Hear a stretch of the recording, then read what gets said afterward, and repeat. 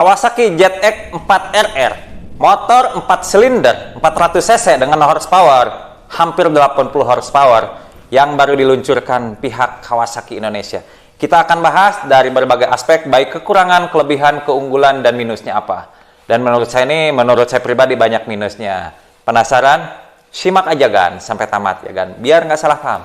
Oke, Kawasaki Indonesia baru aja mengumumkan kalau kehadiran motor baru yaitu ZX 4RR 4 silinder 400 cc. Nah, menurut kalian ini 400 cc ini termasuk moge apa tidak?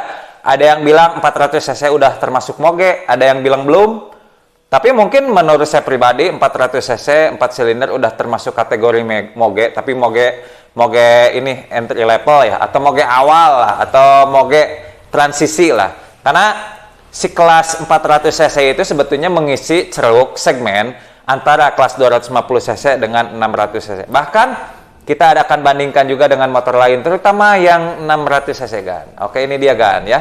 Nah, berbicara Kawasaki yang meluncurkan ZX 4RR seharga 240.000 juta, itu menurut saya memang overpriced ya, terlalu mahal. Itu salah satu kekurangan mahal. Bagi saya yang ya bukan orang berduit lah, atau bukan orang bos besar lah. Mungkin bagi bos besar harga 240 juta untuk moge sekelas ZX 4RR yang harganya 240 juta itu mungkin murah. Tapi bagi kita ya tentu mahal banget. Jangankan ZX 4RR, yang ZX 25RR aja menurut kita yang kaum bawah mungkin mahal, mewah, apalagi yang ini ya kan ya. Itu mungkin salah satu kelemahannya itu dari sisi harga, termasuk dari kaum menang-mending seperti saya.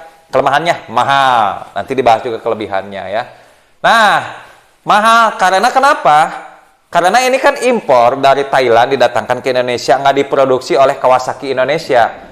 Soalnya di Thailand sana ya kan ya, harga si ZX 4RR ini itu murah. Harganya kisaran 140 sampai yang tipe SE itu sampai 160 jutaan.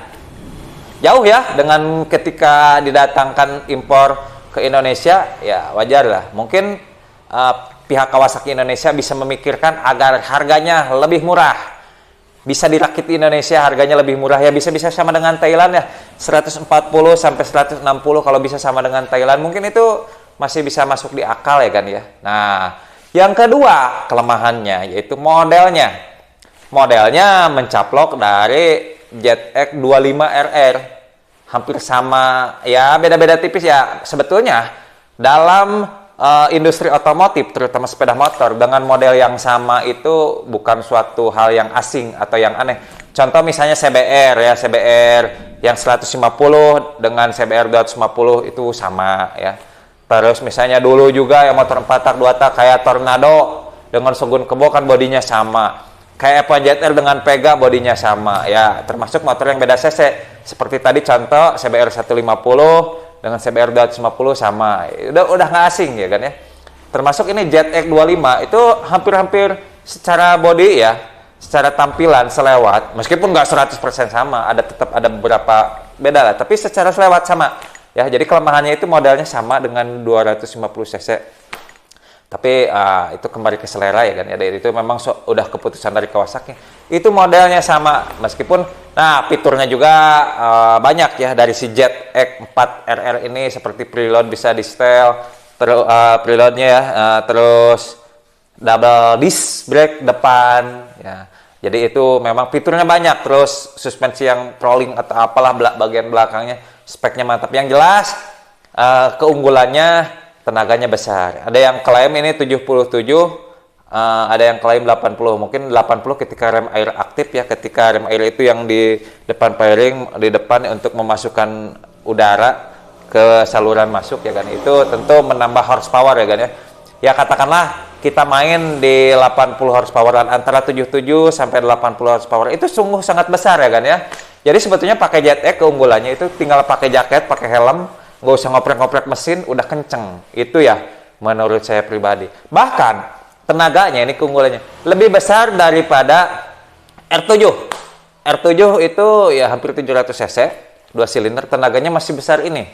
masih besar si ZX 4RR. Itu salah satu keunggulannya yang kita nggak bisa bantah, yaitu powernya gede. Ya termasuk gede lah. Biasa kita mungkin pakai Supra Bapak yang di bawah 10 horsepower, atau misalnya pakai motor yang 150 cc yang di bawah 20 horsepower, pakai ZX 25 aja udah gede ya kan ya, lumayan lah gitu, nggak gede-gede banget, lumayan. Tapi ketika kita pakai ZX 4RR, kita mendapatkan tenaga instan tanpa perlu dikorek, udah kenceng dari lahir. Bahkan di laman atau di sosial media pihak Kawasaki, ketika uji dyno, top speednya itu 253 km per jam. Memang itu di dyno ya, 253, besar banget ya. Mungkin kalau real di jalanan ya, di jalan aspal kita pakai langsung, bukan nggak mustahil itu bermain di angka 220 sampai 230 km per jam. Sungguh angka yang luar biasa besar ya kan ya. Untuk ukuran orang Indonesia ya, mungkin kalau untuk ukuran orang bule, mesin 400 cc dengan top speed segitu ya kecil, karena mereka biasa pakai moge 600 cc atau 1000 cc atau bahkan lebih ya. Nah, berbicara moge 600 cc, ada yang membandingkan. Ini kita bahas dari sisi kaum menang-mending ya. Kaum menang-mending ada yang bilang, kemarin kan lagi heboh tuh di sosmed, di Instagram, di TikTok, di YouTube, di Facebook dan lain sebagainya tentang ini, tentang kaum menang-mending ini, termasuk saya mungkin kaum menang-mending ya. Ada yang membandingkan, lebih baik beli moge 600 cc second yang tahun muda, dapat tuh R6 atau dapat tuh ZX6 atau dapat moge-moge yang lainnya. Bahkan katanya cukup nambah 20 jutaan bisa dapat Z900 ya. Harganya kan 260-an ya. Z900 ya. Z900 itu lebih cc-nya lebih besar, itu 900 cc, moge bener-bener moge katanya, dengan hanya nambah 20 juta. Ini sebetulnya buah si malakama juga menurut saya ya, karena sekali lagi terlalu mahal sih kalau ngimpor langsung. Gimana nih Kawasaki Indonesia? Bikin aja sendiri di Indonesia kek, jangan ya utuh-utuh impor begitulah, otomatis kan dari bea pajak dan lain sebagainya jatuhnya mahal. Terbukti di Thailand sana, yang awal peluncurannya di Thailand, di Amerika kalau nggak salah ya, peluncuran si ZX 4R ini yang pertama, tapi kita melihat harga di Thailand itu sekitar berapa bat gitu, sekitar kalau dirupiahkan itu 140 sampai 160 juta. Datang ke Indonesia ini 240 juta. Memang mahal juga sih. Itu salah satu kelemahan yang paling utama menurut saya, kelemahannya mahal. Yang kedua, bodinya sama plug dengan 250 cc, tapi nggak masalah ya masalah ini. Terus, menurut saya, dibanding dengan moge 600 cc bekas, sebetulnya itu keselera ya. ZX 4R dapat baru, moge 600 cc dapat second. Ya namanya second tetap second juga ya kan ya. Beda cerita kalau misalnya motor 600 cc-nya baru juga, tentu lebih murah si ZX 4RR ini ya kan ya. Tapi memang, kalau menurut saya pribadi, dibanding dengan beli moge yang spare part-nya susah, lebih baik beli si ZX 4RR ini. Kenapa? Karena pasti spare part-nya, baik spare part, baik servis, itu dijamin oleh pihak Kawasaki. Jadi kita kasarnya masalah perawatan nggak usah bingung-bingung. Karena selama ini kan kalau kita punya moge misalnya R6 atau ZX6, kita kadang bingung ya untuk servis. Kadang ada yang spesialis moge jauh dari tempat kita. Nah, ketika kalian beli ZX 4RR, nggak usah bingung mikirin spare part, nggak usah bingung mikirin servis. Tinggal datang ke dealer Kawasaki terdekat, servis, dan lain sebagainya, spare part disediakan. Karena memang ngejamin. Dan satu lagi kelemahan dari si Z, itu kan keunggulan. Yang tadi ya. Kelemahan ada satu lagi yang kelewat saya bahas. Batch pertama atau kasarnya kloter pertama, hanya didatangkan 40 ke Indonesia. Dan Jabotabek aja hanya dapat jatah 15. Dan kalian kalaupun punya uang, belum tentu bisa mendapatkan si ZX 4RR ini. Karena sistemnya diundi siapa yang dapat. Nah, ini yang jadi kelemahan. Harganya aja udah mahal, 240 juta. Nanti yang ngedapetinnya bisa aja menjual atau menggoreng dengan harga mahal. Mungkin dari 240 harga belinya bisa jadi 250, 260 bahkan, karena saking jarangnya. Nah ini memang kasarnya kata pihak Kawasaki ini batch pertama atau kloter pertama. Mungkin kloter kedua, ketiga, keempat selanjutnya mungkin lebih banyak lagi, kuotanya lebih gede. Mungkin ini awal perkenalan. Ini memang entah ini strategis, mungkin menurut saya strategis. Nggak mungkin ya Kawasaki hanya datengin 40, hanya bisa datengin 40, sebetulnya bisa lebih dari itu ya kan ya. Tapi mungkin ya, mungkin dibagi-bagi dengan negara lain dari Thailandnya, atau ya hanya strategi aja. Menurut saya nih strategi untuk meningkatkan hype, untuk meningkatkan pangsa pasar. Sebenarnya pangsa pasar hanya Kawasaki sendiri yang bermain di kelas 400 cc. Mungkin ini image lah. Jadi memang eksklusif kesannya gitu. Jadi limited gitu ya. Dan Indonesia hanya mendatangkan satu tipe, yaitu yang tipe hijau.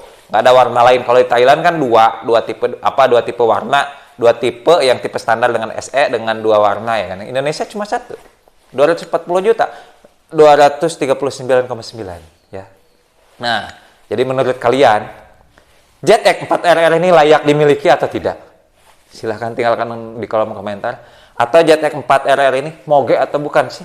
Nah, itu aja ya pembahasannya. Mungkin mudah-mudahan ada kesempatan. Dulu saya ZX 25R saya udah coba test ride juga, mudah-mudahan nanti ada yang minjemin ke saya pengen nyoba juga. Yang jelas lebih kencang daripada Ninja 25, lebih kencang daripada Ninja RR saya. Itu aja kan ya. Tentang si ZX 4RR yang saya juga masih butuh banyak informasi tentang si motor ini juga ya.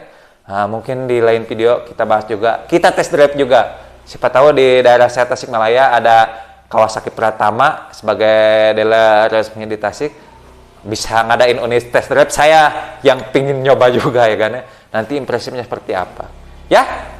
Kawasaki memang pintar mengambil celah pasar.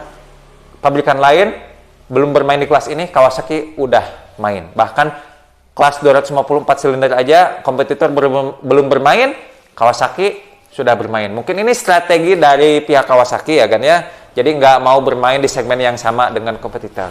Oke, mungkin itu aja pembahasan awal tentang si ZX 4RR yang menurut saya banyak kelemahan. Kelemahannya harga karena mahal. Bagi orang kaya mungkin ini bukan kelemahan, tapi bagi kita ini kelemahan karena kemahalan. Oke, itu aja kan. Mungkin bila ada kekurangan kata atau kelebihan kata, mohon dimaafkan. Kalau ada kekurangan kata bisa ditambahkan di kolom komentar. Pokoknya mantap, sukses buat kita semua. Selamat pagi, selamat siang, selamat malam. Bang Pedro, si Mr. Teknik. Mantap, gaspol.